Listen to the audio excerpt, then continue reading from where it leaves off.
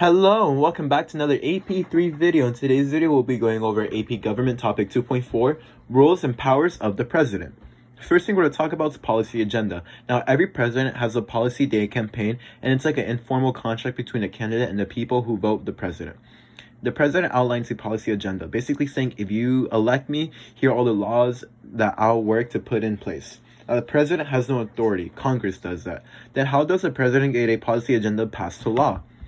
Well, we have something called formal powers. And basically we have a lot of information to go through, but we're going to start off over here. Basically, formal powers are going to be the powers explicitly given to the executive branch in Article 2 of the Constitution. And we have the power of veto. Basically, power of veto, they have the power to veto any bill coming across the president's desk.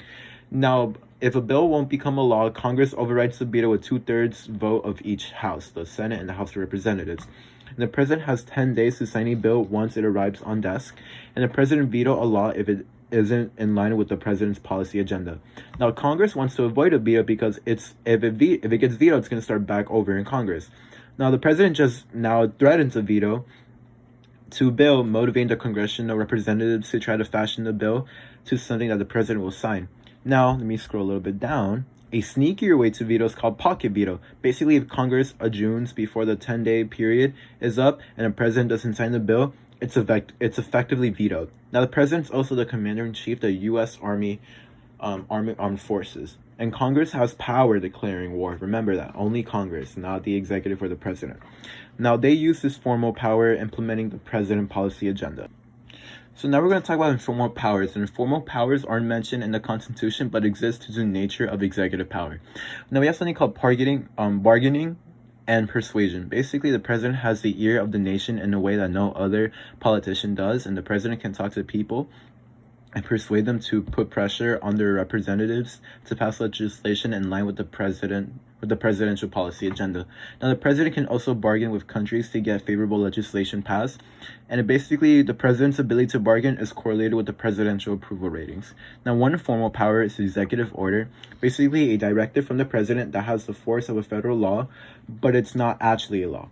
Basically, a president is the head of the executive department, and all departments answer directly to the president, although they do depend on Congress for funding. Now, the executive branch exists executing the laws passed by Congress. So, executive order is a way for the president to direct the bureaucracy or move money around or whatever to accomplish their policy agenda. And the last two things we're going to talk about is signing statement and executive agreements. Again, two things and informal powers. Now, signing statements, basically an additional statement the president can offer when signing a bill into law that informs the nation how they interpret the law and thus how they intend to execute it. Now, the presidential interpretation of the law differs from the congressional interpretation of the law. It differs most of the time.